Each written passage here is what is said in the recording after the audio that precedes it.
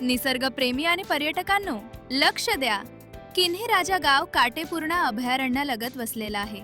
म्हणूनच ग्राम विकासासोबतच निसर्ग पर्यटनाच्या अपार संधी या गावात दडलेल्या आहेत. वाशिम जिल्ह्याचे जिल्हाधिकारी गत आठवड्यात मी जिथे उभा आहे या परिसरामध्ये आले होते आणि हा जो परिसर आहे हा काटेपूर्णा अभयारण्याचा एक बफर झोन एरिया आहे. तर माझ्या पाठीमागची जर दरी तुम्ही बघितली तर तोच परिसर वाटतोय. किन्ही राजा गावालगतचा एक ऐतिहासिक कुंड आहे.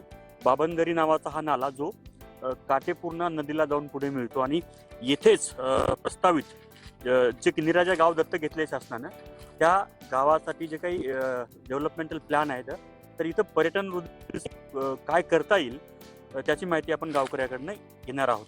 सर काय प्लॅन आहे इथं, काय होऊ शकतं भविष्यात? सर्वात आधी तर एक सुंदर महादेव कुंड इथे आहे जो नॅचरल स्विमिंग टँक आहे आणि 12 महिने भरलेला असतो. म्हणजे इथे देवांचा देखील वास आहे. देवांचा देखील वास आहे आणि महादेवाचं इथं मंदिर आहे. तर त्या कुंडाला श्रावण महिन्यात भेटी द्यायला खूप लोक येतात आणि 12 महिने आंघोळीला वगैरे लोक तिथे येतात. तर एक पवित्र स्थान आहे. दुसरं, त्या कुंडाला जर आपण थोडंसं व्यवस्थित डेव्हलप केलं तर एक नॅचरल स्विमिंग टँक आलेल्या पर्यटकांना पोहण्यासाठी इथे होऊ शकतो.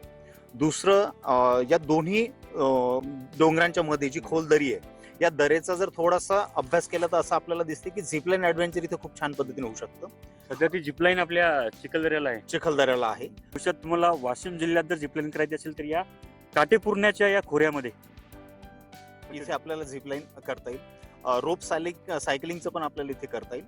आणि हा जो नाला आहे या नाल्यावर जर आपण सीएनबी घेतले आणि त्या सीएनबीची पाणी पातळी जर आपण एक गुडघ्याएवढी ठेवली डोंगराच्या पाण्याएवढी तर यामधनं पर्यटकांना फिरत फिरत येता येणार आहे. तर बारमाही पाणी भरलेलं राहील आणि भरलेल्या पाण्याच्या शेजारी ओटे राहतील ज्यामध्ये पाय मोकळे सोडून पाण्यात आपल्याला जेवण वगैरे करता येईल. तर वनभोजनासाठी असे स्पॉट इथे बनवले जातील.